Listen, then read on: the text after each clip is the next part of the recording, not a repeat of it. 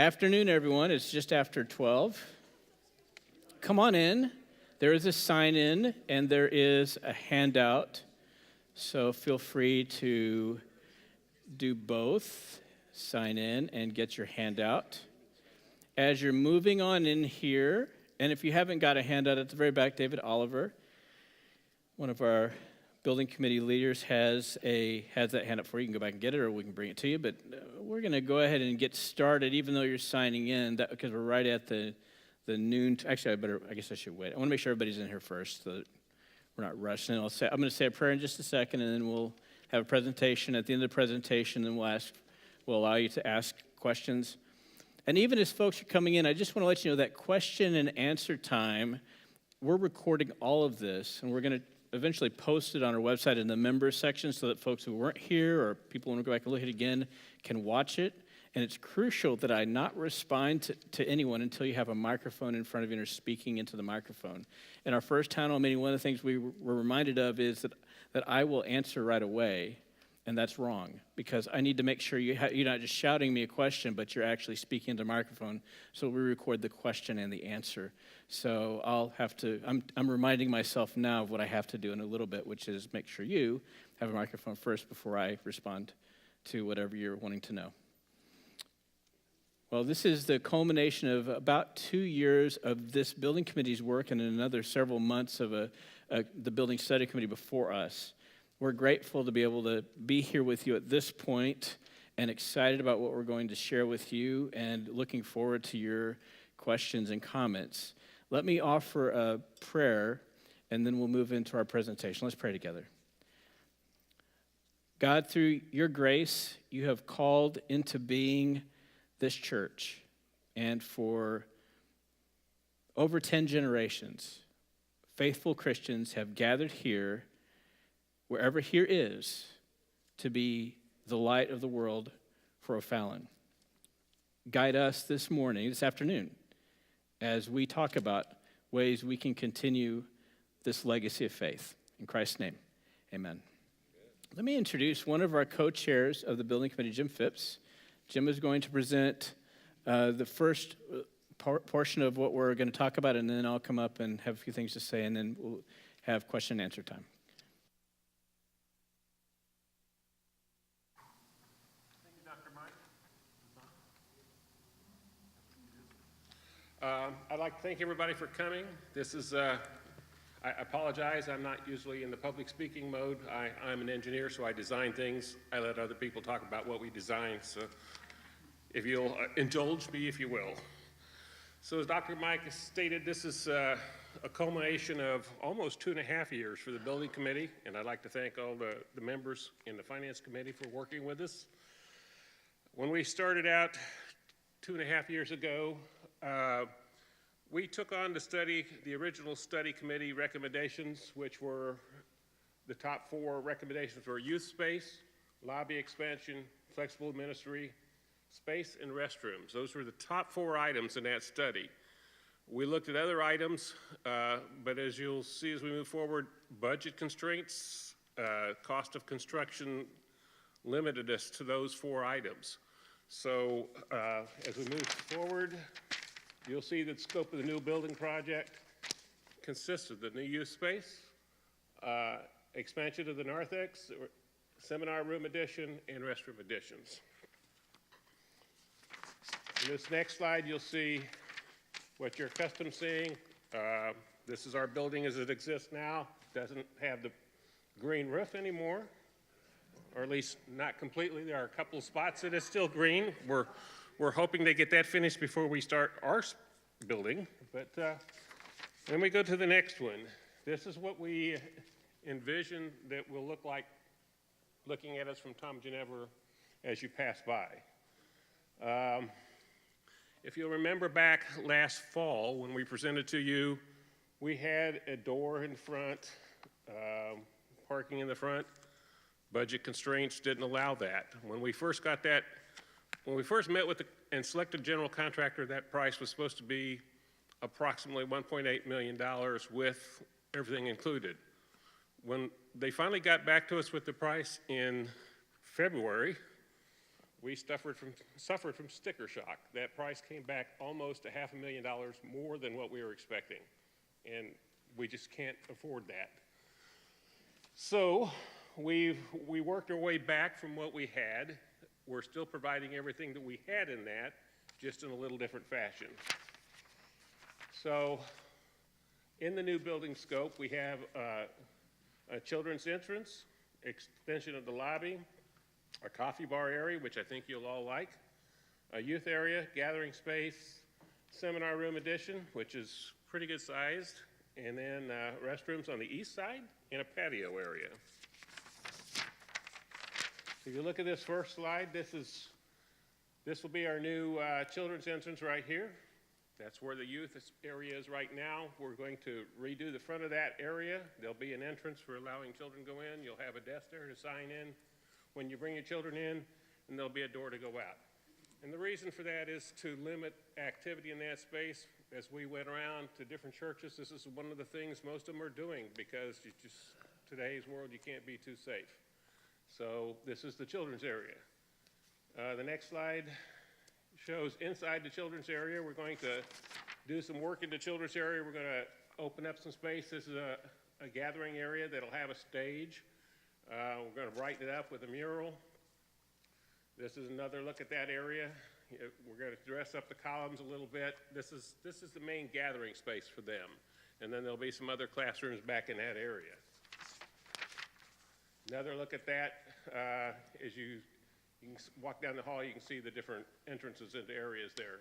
You'll see on the columns, one of the things they kind of wanted was a tree back in there that they could climb on. We couldn't get to that, but we're dressing up the columns to kind of give the appearance of limbs coming off the column.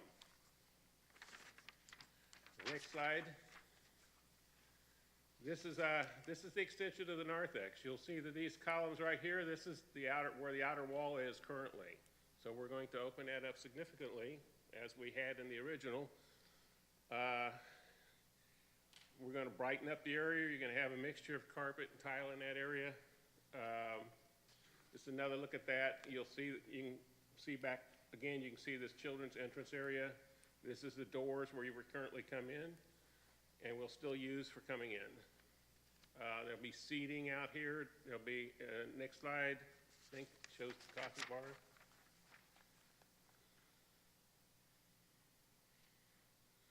So here's a new coffee bar. I think everybody will like that better than having to get into the area over here where we currently have the coffee. We'll have lots of things over there for people to enjoy. There's a place to sit and gather and talk. This is the new gathering area. This will be over on the west side, or east side, excuse me. You're going to have a new fireplace in there. This will be a door that goes to the outside to the east. Another look at that area, place where you can sit and talk and greet your friends. Next slide.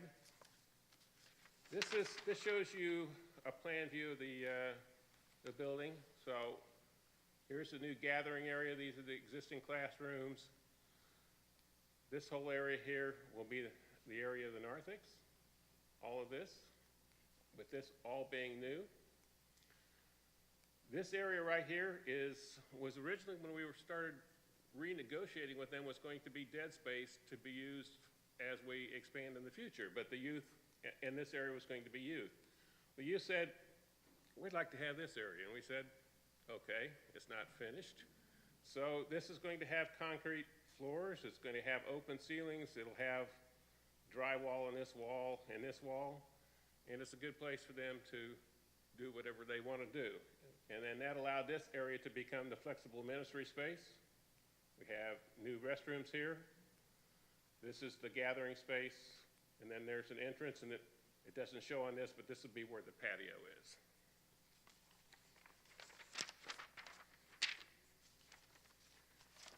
So, financial details. We had an all-in budget of $1.8 million. That's what the Finance Committee felt that we could afford. That's what we tried to stick with. And that was really difficult.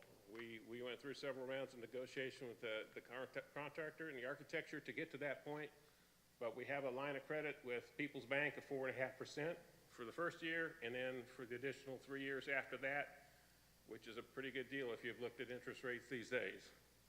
We've received $640,000 in pledges through the dive-in campaign. We began with a cash balance of $65,000 from early pledges, had $35,000 in the regular building fund on hand, and then, like I said, the projected cost is $1.8 million. That includes almost $1.6 million. We'll be pretty close to that by the time we work out the final details, but $1.6 million in construction costs. We had $214,000 in architectural fees, engineering. We had to do some civil engineering. We had to have the soil tested, which didn't work out well for us. And then other things like risk insurance and contingency funds. So that's where we're at on that. At the end of the construction, we're going to, with what's been donated so far, we're expecting to have a loan balance of about $1.555 million. At the end of the 3-year campaign, that'll be around $1.354 million. The old building, we still had about $145,000 in debt. That's been paid off with what's been donated so far, so we have no debt at the present time.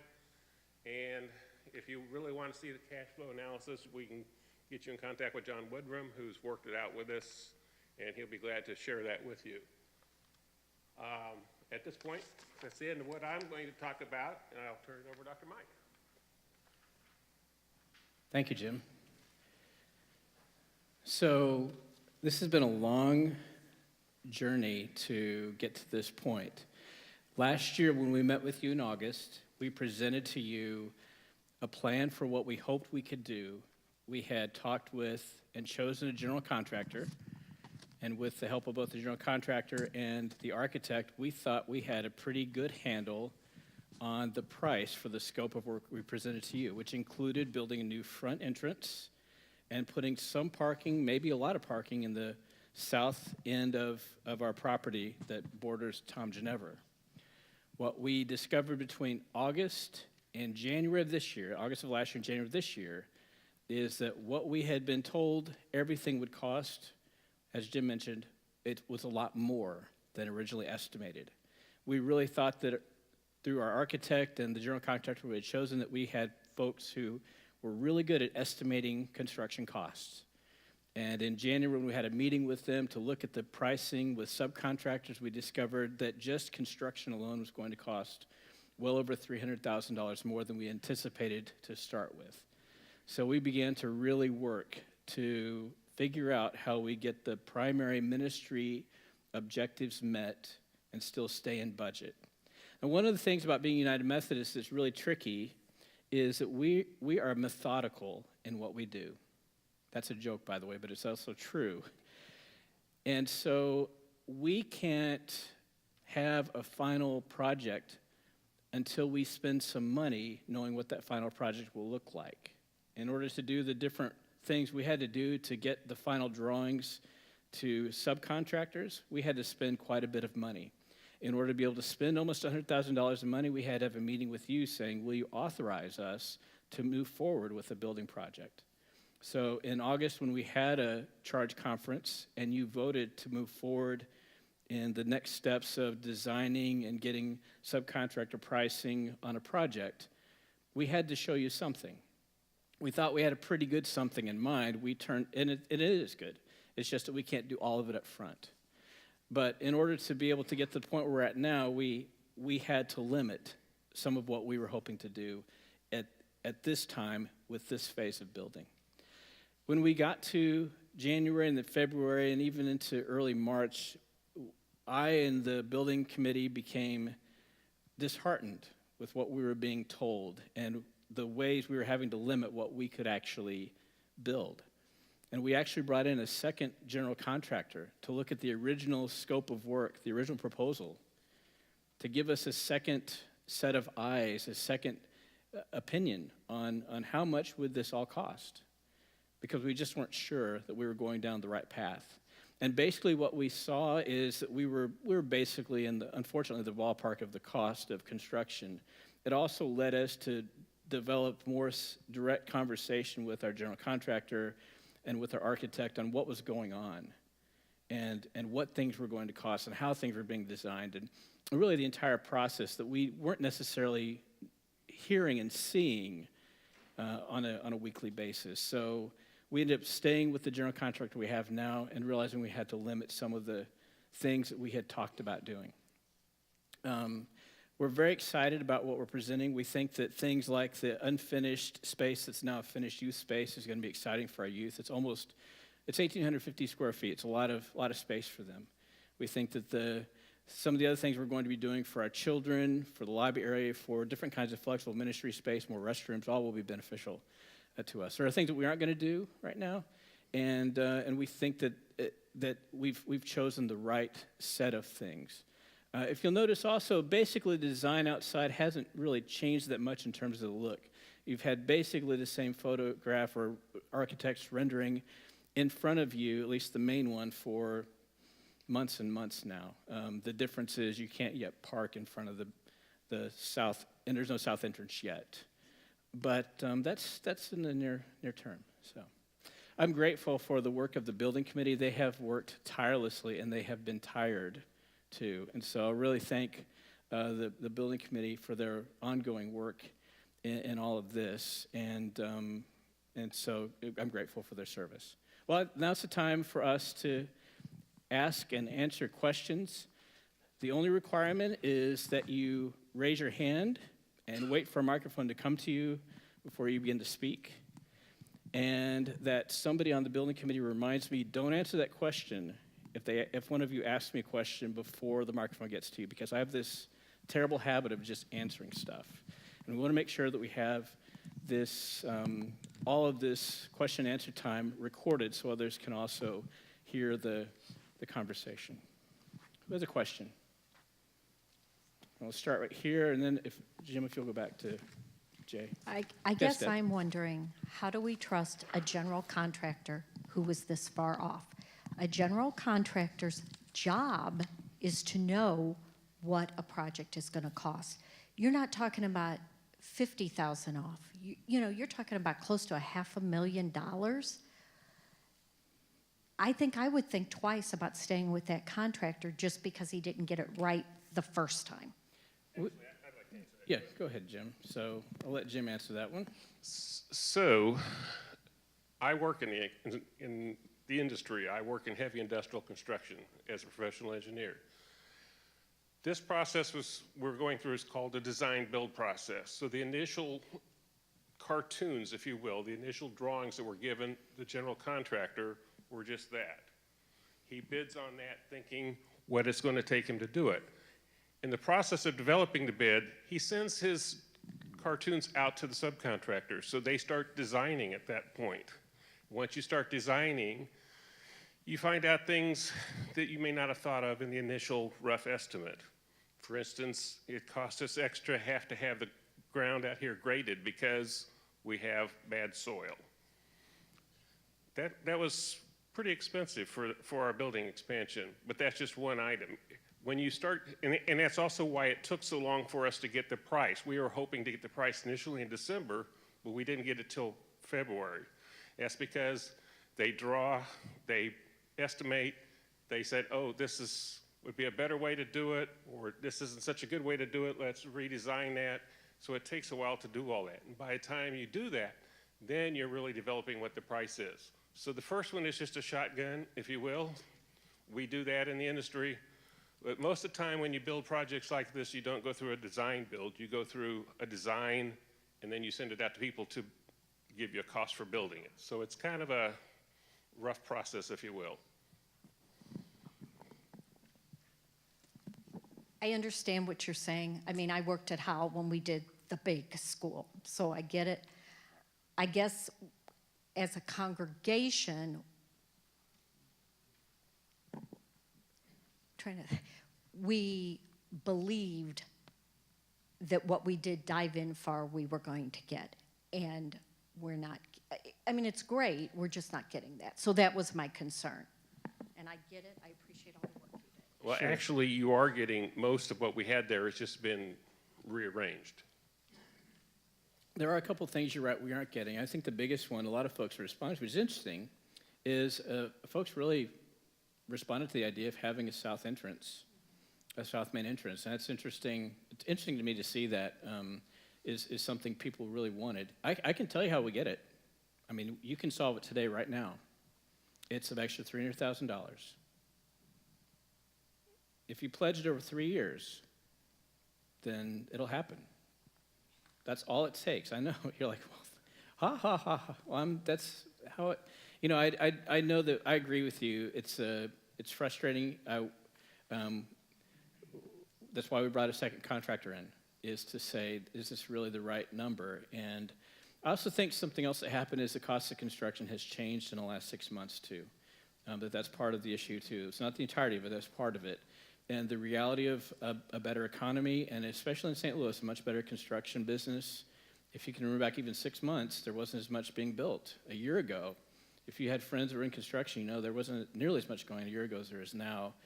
So that has some effect on how things work. I'm not sure that answers for the entirety of the disparity in costs. But again, I want to remind you, the way we do things as Methodists is we have to present you something in order for you to approve us moving forward. That approval allows us to begin spending money. We were already approved to be able to redesign the master plan, but that only cost $10,500. The next step is about $100,000 in costs. And so we gave you, and we tried to make clear it was an estimate that we believed was accurate, but we didn't know. And so I haven't revealed to you how frustrating it was for the committee and for your pastor. And there were some very interesting conversations with architect and general contractors I've had. Very clear, concise, pointed conversations. In the end, we did come to the conclusion we do believe we can trust this general contractor, and we believe that the work will be done well. And it's going to be a guaranteed final price kind of contract. So there's going to be a maximum that they're spending. So we can say that as well. We'll also say that the front, as it shows there, we have the front of it designed to add that easily in the future. It's not like they're going to have to do a lot of rework on the front. We had that front area designed so that doors could be added in a future project. The wiring will be there for lights and everything ready to go. Jay? I'll give you an easy one. Are we going to have a protective awning out so people can drive up and be protected from the weather? So currently, you know, the awning we had before, or that we've had, which just needs to be a different color, by the way. That awning we're planning on just putting that back, just with the right color so it matches some part of the roof or the guttering. So the porte cochere, which is that carport that would be a permanent structure that would reach over the circular drive, that would be an option that would come off of the current main entrance, cost between $62,000 and $66,000 to build, and so that was not included. We would love to add that as well. So that would be an additional, in addition to the $300,000, additional $62,000. We'll have a permanent structure that reaches across that little curved driveway area by our front entrance. So Jay, what we had before, we will have again, but what we had hoped to do, we're not yet going to do unless someone gives us an interesting $65,000. Yes. Yeah, I have a concern about the youth area. Sure. It was up in the front of the building. Mm-hmm. It's also fully glassed, and if anybody pays any attention, our youth area is a disaster. And I think that would look bad on our church if we have that out in the front, viewable from the street or whatever. And I still have a concern currently that they need to clean that and keep it clean. So you've got two different issues here. First, one of the great challenges that we have for our congregation is we haven't done what most churches do. So just so I'm clear, most churches hide the youth area on purpose so that the normal average adult doesn't see it. So let's put that into the formula first. So we're brave. All right, because usually you wouldn't even know where the youth area was, to be really honest with you, because it would be hidden in the basement.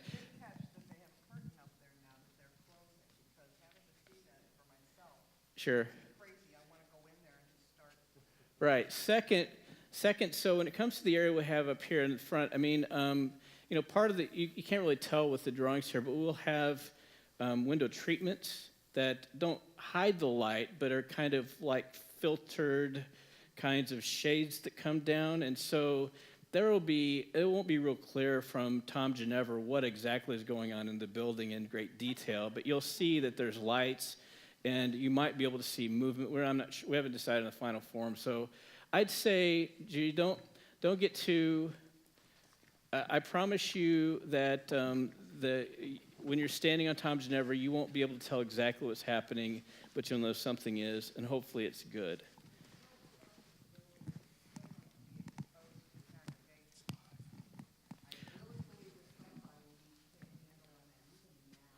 Yeah, well, let me go back to what you can actually see in that room. We'll see we haven't decided what form that door will take that's in the lobby that looks into the room, so we haven't finalized what you'll actually be able to see other than signage that says youth, remix room. So I appreciate your enthusiasm. Now, I want to encourage you not to go towards talking about youth ministry at this time. We're going to stick to building design related questions, all right? It's very easy to get distracted and forget the fact that, we have something else we have to focus on. Brian? All right, one question. The general contractor that's doing this, are we using his subs only, or do we have the option to maybe look for additional subs, different subs to get estimates?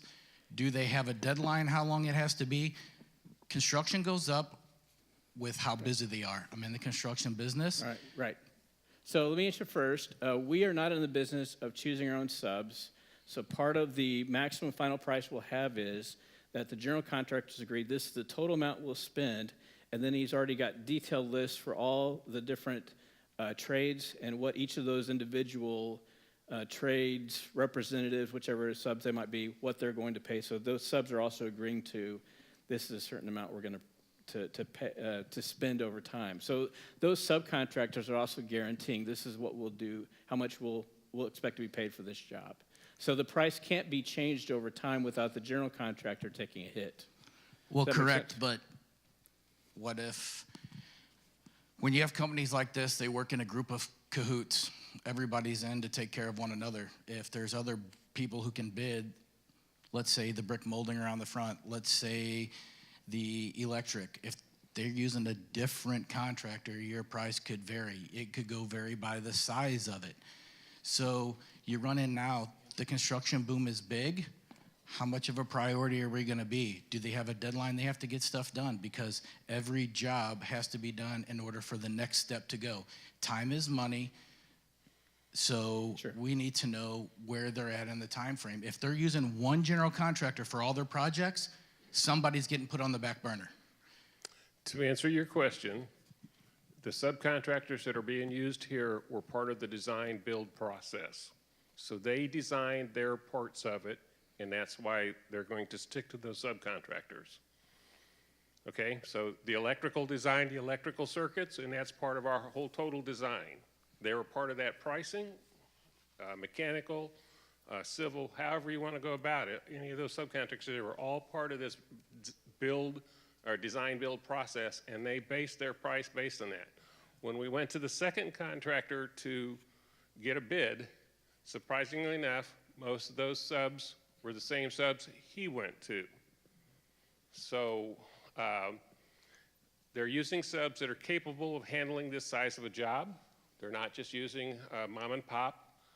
But to fully answer your question is, they will not be changing subcontractors because they were part of this process of designing it and providing the price. We haven't yet also set up construction timelines yet, but they're waiting for final approval to be able to do that. But there will be a timeline in place, Brian, so that we'll have an idea of how different things will be done and what the time frame will be. They're, So, they're, so they're yes, working there at- will be that. They're working at setting up their schedule now. We're hoping that it starts in June and it will be finished by February. It's an ambitious project, but that's, originally we were hoping to already have a lot of work already done, and because of having to go back and reprice this, it didn't work out that way. I can tell you that we already have the permit set, just about ready to go to the city to get permits. That's the first part of any building process, is to get the building permits.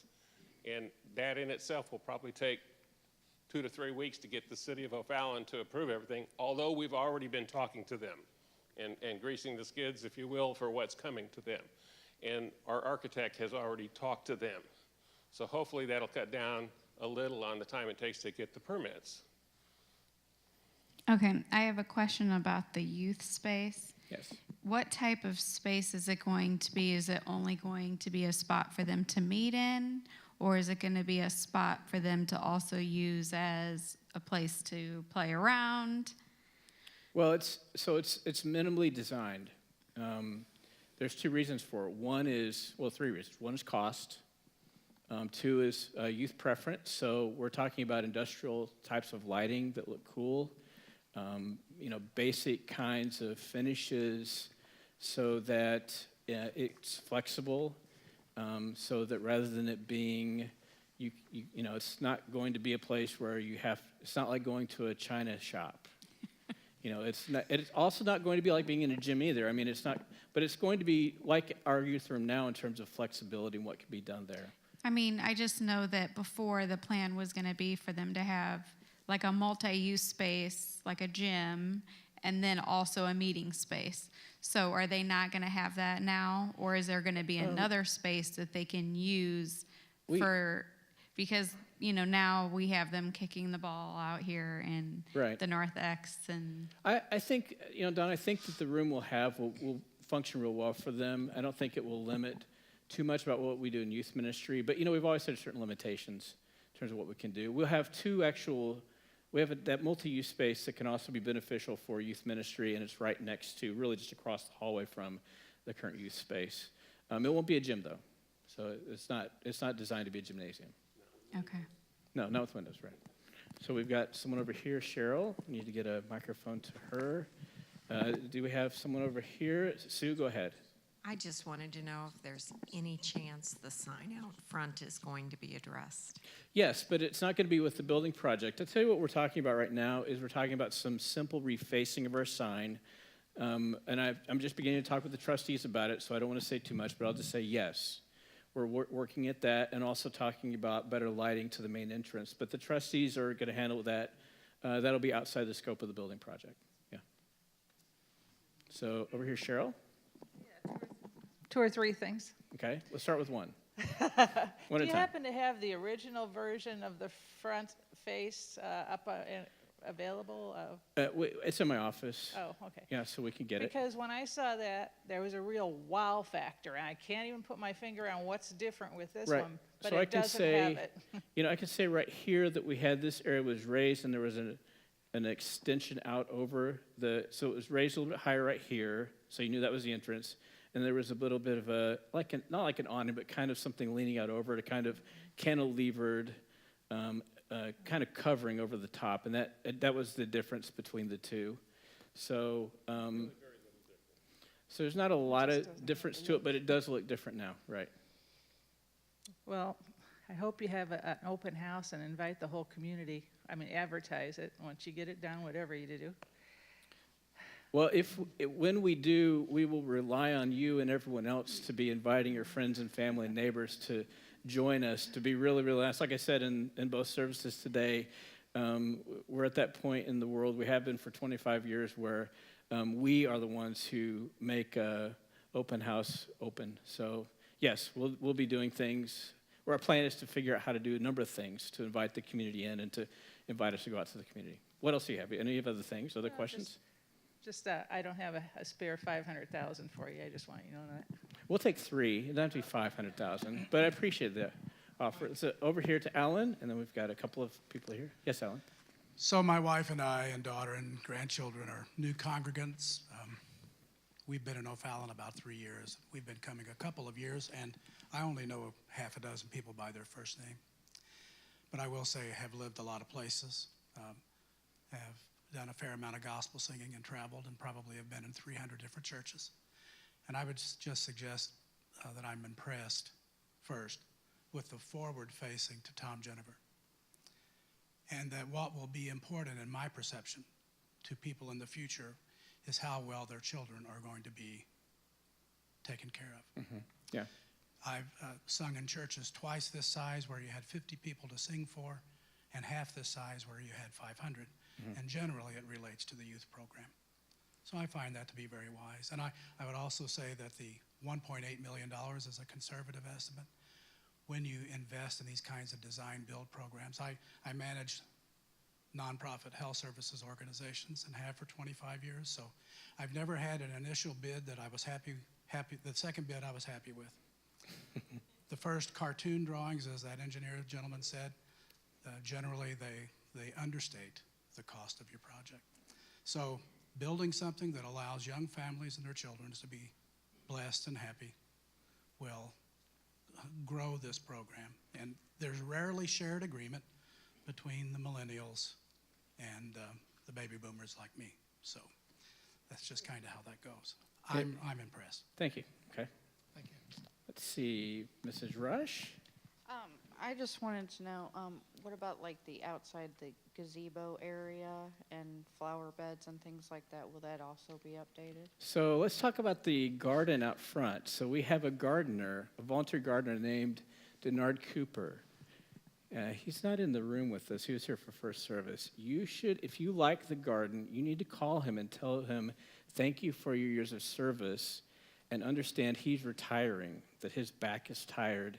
And his boss says to him, take care of our yard and take care of yourself. His boss is his wife, Ann, by the way. So the garden will move into, it will no longer exist in the future.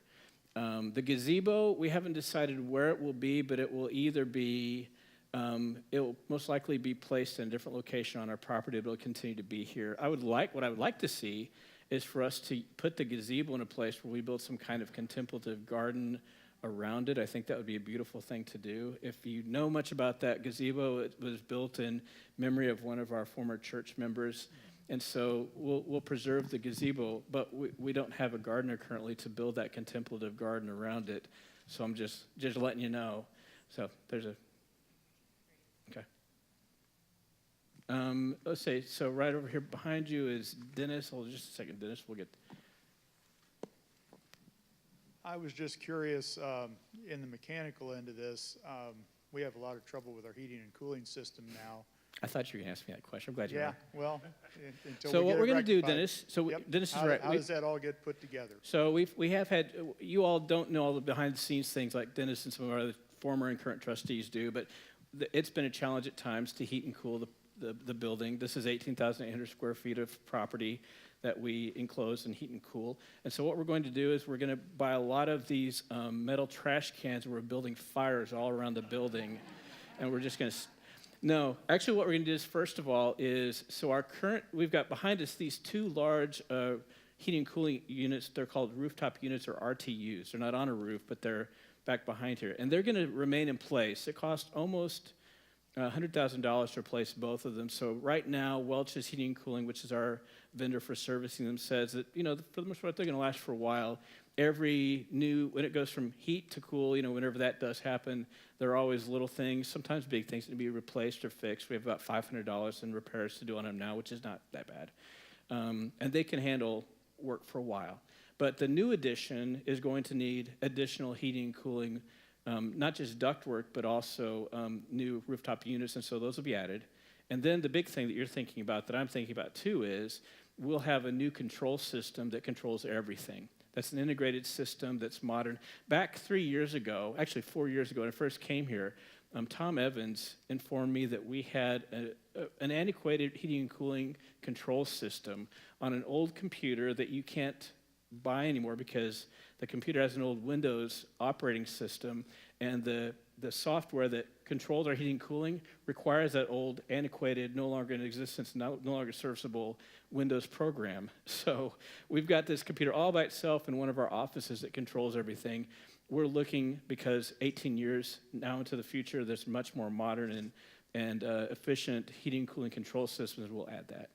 I'm really excited about it because 3 years ago, the computer died on us one winter day. And I came into the office and people were running around, freezing. How do we get the control system to work again? So we're going to fix that. So now Brian's got a question over here. Someone else have a question too? Brian, we'll get that microphone over to you. And then we'll get to, okay, Brian, since you got the microphone there, go ahead. So I agree with the gentleman up front about the youth program. I help with the youth program, and I'm going to tell you, we need help. It's what it takes. You guys think that we can do it all on our own. I know our youth room's a mess. I'm in there. But it's 48 hours before the youth retreat with no kids, driving down 2 days early, having our own kids, taking our own time to help all you youth, grandkids, whatever. I started here when my kids were in first grade, and my kid's now 16. So it's easy to point fingers, but it's really hard for you guys to take your time off to come help us.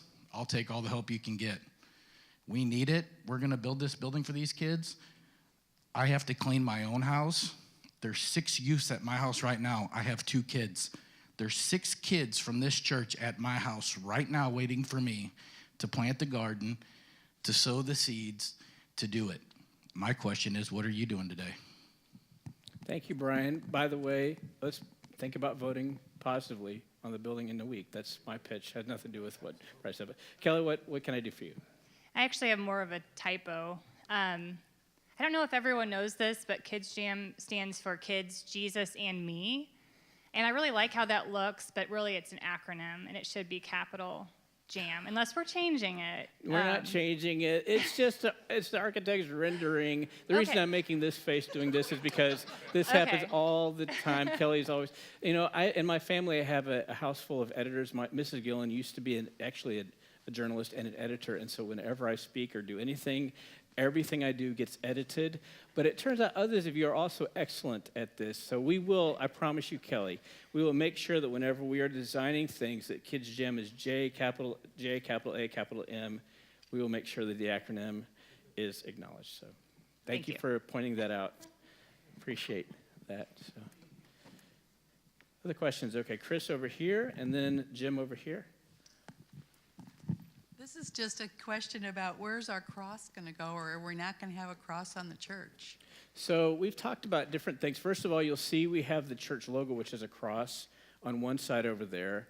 We've also talked about a central window, actually on future expansions and a second sanctuary. We had a window with a circular cross. We've talked about replacing those 4 windows you see at the that will be added, changing that and just putting a singular circular window with a cross in it. That detail has not been worked out yet. But I'll tell you this, we have over 10 years of data on having one of the largest crosses I've ever seen on a building. We've got one here, it's 20 feet tall, and I want you to really think about how successful have we been at reaching out to our community and really making an impact. How many people have come into our building thinking they were at the Christian high school or the Elks Lodge? Now, the response I often get from folks is, well, that's because people aren't looking. Well, why are they not looking? Well, it doesn't mean we don't have a big enough cross.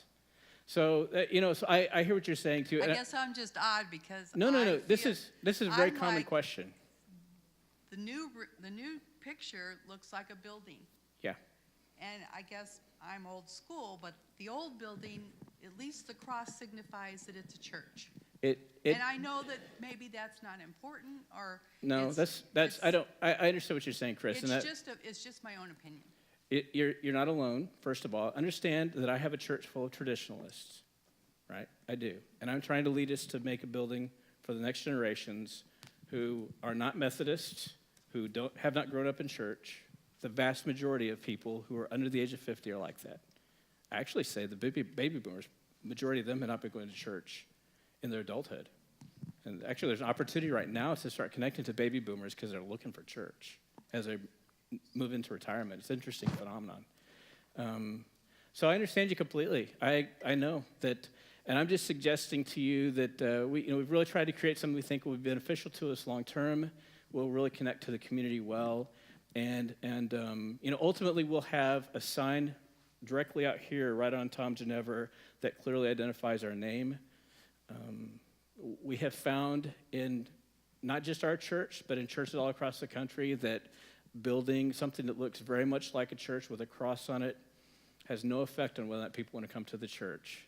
The reality is we are really the church, it's not a building.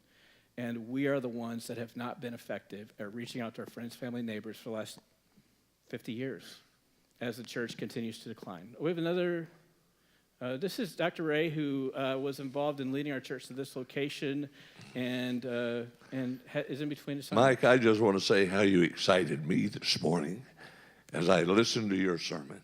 And I thought about what this church is doing and about decisions I'm making about my own life. But that being said, I thought of two things.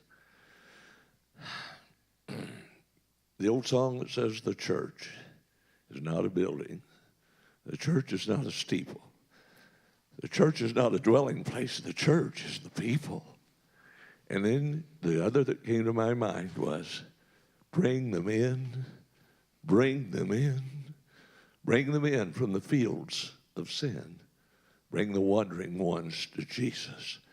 And I look at what you're planning here and the doors that you're opening of opportunity, and I promised I wasn't going to say anything. And I'm sorry about that. But I am excited about this church and what you're doing. So great. I just couldn't shut up. Well, I'll quit now. Thank you, Dr. Ray. Jim, do you have something you wanted to say here? All right. I got two things. One is a comment and one is a question, because I cannot read anything on this overview plan Sure. to tell me where stuff is at. Sure. And I'm trying to match it to your pictures, and I'm lost. Sure. Okay. Okay. Mike, if we can go back to the top-down master plan drawing of the, yeah, there.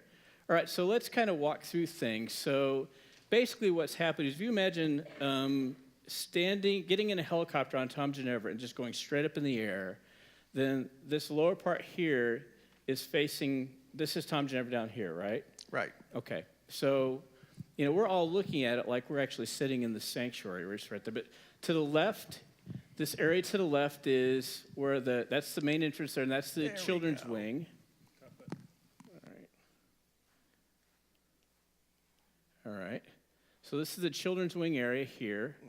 So this is the current youth room, and we would add an entrance exit area with a signing area for the children's wing and a large open space for them. The bathrooms currently right here still remain there, but then you've got a limited access point into the children's wing, all right? Then here's our current wall to the building facing towards Tom Ginnever. This is where the coffee bar would be, this expansion area. This is all tiled. Then we would change and put new carpet in here. We would renovate the carpeting, put new carpeting in here. This will be our future main entrance that currently is not. Over here is our current staff suite. Those offices will remain as they are. They can be expanded into the future down here, but currently we'll have our youth room here.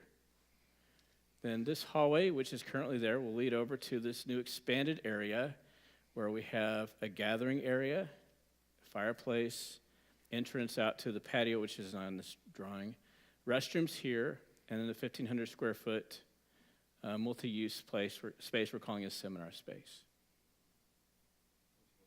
Okay. This is called the seminar room, or it's a multi-use room that could be used for a large class, a small worship service, small funeral or wedding. We could put tables up here for dinners. 1,500 square feet is it depends on how it's configured, but as many as maybe 150 people could be in there. I think if we were going to have a worship service, it would be better suited for about 100, I'm guessing, I don't know, 110, 120 people, small wedding or funeral, something like that. 1,500, 1,500. Right, this is 1,500 here. This right here is about 1,850 square feet here. So they're pretty large areas, right? Okay. No, I was just wondering because I couldn't find the coffee shop on here. coffee shop again right Yeah, I here. know. You pointed out where it was going to be. Yes. And you Sure. know, from my perspective, more people eat ice cream than drink coffee. Why couldn't we have a ice cream shop? We, You know, and we will have root beer floats and, you know, we malts will and- have from a dentist. There we go. See. If I didn't know better, I'd say he's still working and hoping to find, some more projects. I don't disagree that maybe this could be a multi-use cafe in the Multi-use future. It won't start out that way. That'll be very limited to. Some people had to have coffee. All right. John, if you Okay, could go and over to give. The other point I had, Yes, go just ahead. real quickie. Sure. Is I know personally like 3 churches in St. Charles County that are thinking of changing their names. Mm-hmm. The way they're changing their names is they're dropping the association, either Methodist, Baptist, or whatever, Right. because it seems that people are going to the church, the no-name churches, that aren't affiliated churches. Sure. When they're talking about adding a cross, these churches are not adding crosses or anything. They're basically becoming nondescript because Right. that's the trend that people are going to. Right. We're getting a nondescript building. Are we beginning to lean that way slightly? Which No, I don't disagree or agree with. It's right. just the trend of the way things are. Our intent is not to move away from identifying our connection to Methodism or United Methodism. And so our intent is really more than anything else, how can we connect to what we see are efficient, beneficial trends that encourage ministry and connections outwardly to others, but at the same time retain our integrity as Cornerstone or United Methodist Church. It's from my perspective, that's crucial for us to just identify who are we as people, and so plus we give a lot to the Methodist Church in terms of actual apportionments, money given to. We might as well explain that it's important to us. So, yeah. Sue? Okay, I have 2 questions on the drawing. Number 1, it appears that the handicap restroom access is now only available through the kids area? Well, you mean this one right here, this restroom here? Right, if you're closing off and controlling access to that hallway. Yeah, or- I think that's still, but that'll be accessible still. It's not like we're going to say you can't go in there. If you're handicapped. No, I'm just, you'll but have yes, to pass through right. that to get to, okay. Right, yeah. So we may have to give special passes to people who need to use that restroom. Aha. Like And then- I know some staff people would like that. So that's okay. So yes, that's true. It is. The second question is the 2 darkened squares in the back. I recognize one of them is where the choir room used to be. What All right, What so- is that plan? So one of the things that we have here, we have a music suite here for choir and handbells and musicians in second service. This other one is actually a current room. What we're showing here is that the hallway that was here leading into this, it's right over here, that this hallway would no longer be accessible from here, or that there won't be a hallway leading into the sanctuary. And that just limits access into the sanctuary and more importantly, limits access into the children's wing. Now, this door here is still going to be the same door. It's just going to remain locked from the outside. What we're talking about doing is making this door here, which is the door right over here to the food pantry, making this door open on Sunday morning so people can, from the back entrance, come in and out through there. The actual ramp, the handicapped ramp, is right over here anyway. And so that is our intention. Other evenings when we have rehearsals and things like this door is open or can be open so that the choir can get in that way. Handbell choir can get in that way. But when we have children here on Sunday mornings, we're just going to limit the access points to just right here. Yes, Cheryl? Is there any kind of kitchen remodel included in this project? No. No. There actually wasn't in any of our presentations, to be honest with you. We hope to, and we'll see what we need to do long term, but we hadn't planned on any remodeling renovations yet. Joan? I just wanted to clarify something. The current space, which is Carrie's office where the handbells meet. Yes. It looks like that is being enlarged Right. into the hallway. Correct. Is that correct? How much larger will it be? Do you know? I think that Mark and Carrie are going to alternate who gets to use the sofa they're going to put there. If you walk over there, actually after this, and you just walk through the hallway, that's how large. Yeah. So it'll be enlarged, though. So it'll be enlarged. It's more than this space of this red area. I mean, in terms of width. So it's not much larger, but it is larger. Yes, Joe. When you were talking about the back of the building and the access and where the handicap would be and making that door accessible into the building, was there plans in this money to fix the sidewalk back there? Because they'll never make it in with the sidewalk like it is. Well, so the actual handicapped ramp that's over there is still, it's good enough to survive, but we have some parts back there, some parts of our concrete that are disintegrating and need to be fixed. It's not part of this project to fix that. It's something that the trustees will need to address and already recognize it, yeah. Question over here with Jim. Please. Thank you. You were talking about the restrooms. You're not adding restrooms? Yeah, right over here. Okay. These are restrooms right here. Okay, well, if they're new restrooms, don't they have to be handicapped accessible and handicap compatible? Yeah, they'll have to. I mean, they'll have to meet certain codes. So they can come down that hallway right above where your dot is? That's true. We'll actually have two areas. We'll have this family restroom here, and then we'll have these over here that'll be handicapped accessible. Yeah, so you just come down the hallway by the offices and turn right. Right, and our existing ones also were built in 2001, so they actually do meet a certain basic handicap code. There's a limitation on them, some. I mean, if you're in a wheelchair, it's difficult to get into some of although the men's restrooms are fine. I think you could get into those. Women's may be a little more challenging to get into some of those restroom stalls, but yes, the intent would be that, I mean, these are going to meet the Americans with Disabilities codes. I mean, they'll meet all the basic codes. So, but that restroom that is a family restroom now that's easily accessible, it will be within the children's area, but it will still be accessible to people. We just have to figure out how we make that happen. I don't think we are going to let everybody use that restroom. Rich, Sue, then Rich. Could you tell us what is going to happen with the patio? So with the patio, we're going to put those barrels where we're going to light fires, and we don't really have a lot of details in it. What we had talked about doing is just simply having a patio with a pergola, and maybe we would build in time a fire pit. There's something really simple, and that's really the idea behind it. It's a gathering space. Mm-hmm. That was our idea. So.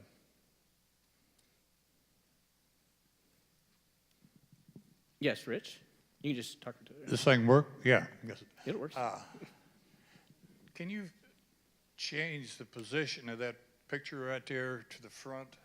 Sure. You want the main front Yeah. photograph, Mike, that we have that shows the front of the, it's one of the first pictures we have. There you go. Thank you, There Mike. it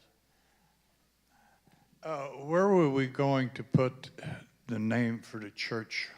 Well, right here, we've got a symbol for the name of the church. Now, right now, I want you to go find for me where we have the name of the church currently. Yeah, I know that. Right? So I'll tell you something else we're going to do soon is, actually, Mike, if you would go back to that drawing again, I think we're going to put the name of the church on these doors that currently exist in the near term with basic information. But also, we imagine long-term having a sign right here that has the name of the church on it as well. So. What's wrong with putting it across that particular open space right there over the windows? Yeah, you mean right over here? Yeah, I appreciate what you're saying. Where we put the church, we just hadn't. You could put a pretty large number of. We could. We hadn't planned. We haven't factored that into the cost of construction. Just to be really, really honest with you, our construction plan is extremely tight. We've gotten a lot into it, and we don't have signage, exterior signs included in this project this time. When we talk about refinishing, updating the current sign, we're talking about doing that in a very economical way, but in a way that shows the name of the church in just bigger letters, and that's the first step for us. So, but I appreciate what you're saying. We've talked about lots of different options. I was just wondering what some of the ideas. Yeah. Mrs. Rush, In that, go back.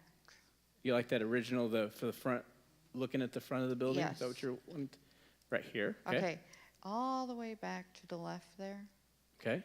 Is that a different phase? Oh, right here. Yeah, you're the first person to notice that. That's hilarious. Right here. So that is, it's so funny. So what's happened is in all the times we've been working with the architects, we have different renderings for different phases. And it's so funny you notice this. They left a later phase in for children's expansion that we are not doing at this time, but you're the only person that has noticed that in any committee meeting or in either of our town hall meetings. So you're right. That is not happening at this time. Well, I'm impressed with that catch. If somebody had $100,000, we could add it. It might be more than that. Yeah, no, that's a future. That's so funny that, oh my gosh, I can't believe anybody noticed that. That's pretty great. Okay, No, it's not. What's funny is it's not in this drawing here, which is the most recent rendering of this. So what's happened is they removed some things in there. Yeah, the tennis courts. Yes, those are the indoor tennis courts we have for later. No, it would be future children's expansion later, but it's great. So My question's just about the fireplace. Is it going to be like tucked in that new section? And is it going to be the replica? no, we had not planned on doing the replica. The replica, by the way, I don't know if you noted, it's not really actual stone. It's concrete stone, but it was a rendering of what was left of the Zumwalt Fort when we built this building. That was all that was there at the time. So we hadn't included it in this. But yes, the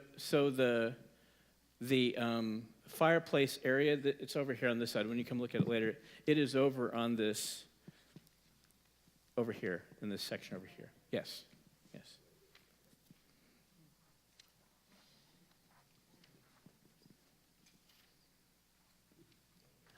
What other questions do you have?